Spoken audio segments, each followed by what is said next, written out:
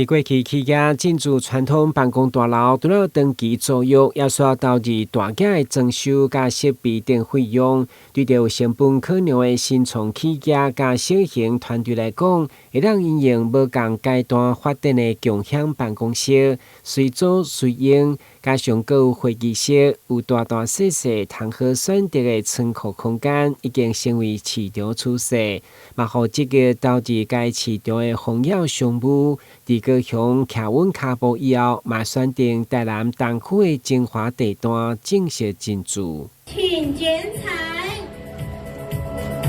我們熱烈的掌聲！不僅提供一個辦公的硬體設備，我們更致力於促進一個整個共好的一個平台。那我們希望在這裡的所有的工作夥伴或公司行號的老闆，他在這裡可以享受到